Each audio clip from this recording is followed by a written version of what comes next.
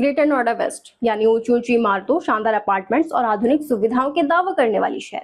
लेकिन आज इसी शहर की एक ऐसी भयावह तस्वीर सामने आई है जो आप सबको चौंका कर रख देगी। नमस्कार, मैं हूं आपके साथ संजीवनी और आप देख रहे हैं भारत न्यूज 360 टीवी। आज बात ग्रेटर नोएडा की। ये वही ग्रेटर नोएडा है जहाँ निवेश, विकास और आधुनिक सुविधाओं के बड़े बड़े दावे किए जाते हैं, लेकिन आज उसी शहर में लोग अपने बच्चों को पानी पिलाने से डर रहे हैं। आखिर क्यों? ये कहानी सिर्फ दूषित पानी की नहीं है, बल्कि ये कहानी लापरवाही, प्रशासनिक उदासीनता और उन परिवारों के टूटते भरोसे के जिन्होंने अपने सपनों का घर खरीदने के लिए लाखों करोड़ रुपए खर्च किए थे। ग्रेटर नोएडा वेस्ट के निराला ग्रीन आर्क सोसाइटी में 100 से अधिक लोग बीमार पड़ चुके हैं। इनमें से लगभग 70 बच्चे शामिल हैं और सबसे चिंताजनक बात यह है कि पानी की शुरुआती जांच में कॉलीफॉर्म और ई कोलाई बैक्टीरिया मिलने का दावा किया गया। सवाल ये है कि आखिर ये बैक्टीरिया क्या है और ये इंसानों के लिए कितने खतरनाक साबित हो सकते हैं। सबसे पहले बात करते हैं कॉलीफॉर्म बैक्टीरिया की। कॉलीफॉर्म बैक्टीरिया एक ऐसा बैक्टीरिया का समूह है जो आमतौर पर मिट्टी, पौधों और इंसानों तथा जानवरों के मल में पाया जाता है। अगर ये किसी पानी में मिल जाए तो ये पानी और भी ज्यादा दूषित हो जाता है। आसान शब्दों में कहा जाए तो कॉलीफॉर्म बैक्टीरिया एक तरह की चेतावनी है कि पानी में बीमारी फैलने वाला दूसरा खतरनाक बैक्टीरिया मौजूद हो चुका है। विशेषज्ञों के अनुसार इन बैक्टीरिया की वजह से पेट में दर्द हो सकता है, दस्त हो सकती है, उल्टी हो सकती है और पाचन संबंधित की समस्याएं भी हो सकती है। अब बात करते हैं कॉलीफॉर्म बैक्टीरिया। अब बात करते हैं ई कोलाई यानी एस्ट्रोट्रिशिया कोलाई बैक्टीरिया की। ई कोलाई एक ऐसा बैक्टीरिया है जो आमतौर पर इंसानों और जानवरों की आंतों में पाया जाता है। इसके कुछ प्रकार सामान्य होते हैं, लेकिन इसके कई प्रकार बेहद खतरनाक भी साबित हो सकते हैं। जब ई कोलाई दूषित पानी या भोजन के माध्यम से शरीर में प्रवेश करता है तो इसके कारण कई गंभीर समस्याएं पैदा हो सकती है, जिनमें शामिल है लगातार उल्टी होना, तेज दस्त लगना, पेट में असहनीय दर्द होना, तेज बुखार होना, शरीर में पानी की कमी हो जाना और किडनी पर भी इसका असर पड़ सकता है। बच्चों और बुजुर्गों में गंभीर संक्रमण होना। डॉक्टरों के अनुसार छोटे बच्चों, गर्भवती महिलाओं और बुजुर्गों के लिए ये बैक्टीरिया अधिक खतरनाक साबित हो सकता है। अब सबसे बड़ा सवाल ये है कि आखिर पानी में ऐसे बैक्टीरिया पहुंचे कैसे? विशेषज्ञ इसके पीछे कई कारण बताते हैं। पहला कारण है ओवरहेड टैंकों की समय पर सफाई न होना। दूसरा कारण है सीवर लाइन और पानी की पाइपलाइन का आपस में संपर्क होना। और तीसरा कारण है बरसात के दौरान गंदे पानी का जलाशयों तक पहुंचना। चौथा कारण है पानी की नियमित जांच न कराना। यही वजह है कि निराला ग्रीन आर्क सोसाइटी के निवासियों ने भी ओवरहेड टैंकों की सफाई और पानी की नियमित जांच न होने का आरोप लगाया है। सोसाइटी के लोगों का कहना है कि पिछले 2 महीनों से पानी की गुणवत्ता को लेकर लगातार शिकायतें की जा रही थी।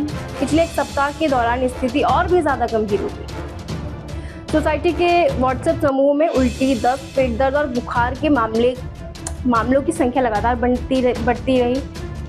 जब हालात नियंत्रण से बाहर होने लगे तब एओ ने पानी के नमूने एक निजी प्रयोगशाला में जांच के लिए भेजे। रिपोर्ट में पानी को पीने योग्य नहीं बताया गया और उसमें कॉलीफॉर्म तथा ई कोलाई बैक्टीरिया की मौजूदगी का दावा किया गया। हालात इतने खराब हो चुके हैं कि लोग अब आरओ का पानी भी सीधे पीने का जोखिम नहीं उठा रहे।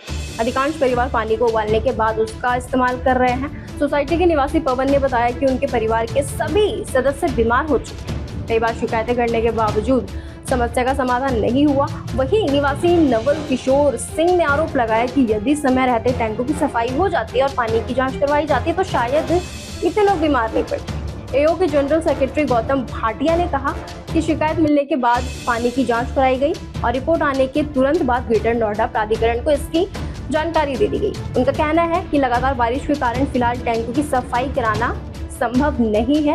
सितंबर के पहले सप्ताह से सफाई का काम शुरू किया जाएगा। और दूसरी तरफ प्राधिकरण की टीम भी मौके पर पहुंची और पानी के नए नमूने लेकर उन्हें जांच के लिए प्रयोगशाला भेज दिया गया। ग्रेटर नोएडा प्राधिकरण को ये समझना होगा कि लोगों ने फ्लैट्स खरीदे हैं, अस्पतालों की सदस्य नहीं लिए। उन्होंने सुरक्षित जीवन के लिए अपनी कमाई खर्च की है, बीमारी खरीदने के लिए नहीं। अगर 100 से ज्यादा लोग बीमार होने के बाद भी व्यवस्था नहीं जागती तो फिर सवाल ये नहीं होगा कि पानी में बैक्टीरिया कैसे पहुंचे, बल्कि सवाल ये होगा कि आखिर संवेदनहीनता का ये वायरस सिस्टम के भीतर कब और कैसे फैल गया। ग्रेटर नोएडा प्राधिकरण से हमारा सीधा सवाल है कि आखिर लोगों के नलों तक पानी पहुंचता था या मौत का संदेश। सवाल बहुत छोटे हैं लेकिन जवाब बहुत बड़े, क्योंकि जब किसी शहर में पानी की हर बूंद पर सवाल उठने लगे तो समझ लीजिए कि वहाँ की व्यवस्था बीमार हो चुकी है। अब जरा सोचिए, जिस शहर को आधुनिक भारत की पहचान बताया जाता है, वहां अगर लोग एक गिलास पानी के लिए डरने लगे तो विकास के दावे का क्या मतलब रह जाता है। जिस घर को लोग अपनी जिंदगी के सबसे उपलब्धि समझते हैं, वही घर अगर बीमार का कारण बन जाए तो सवाल उठना लाजमी है। ये वही ग्रेटर नोएडा है जहां हर साल नई परियोजनाओं का उद्घाटन होता है, नई इमारतें खड़ी होती है और विकास के बड़े बड़े दावे किए जाते हैं। लेकिन जब एक ऐसी सोसाइटी में 100 से ज्यादा लोग बीमार पड़ जाएं, 70 बच्चे अस्पताल में भर्ती हो जाए और हजारों परिवार डर के साए में जीने लगे, तो फिर सवाल उठना लाजमी है।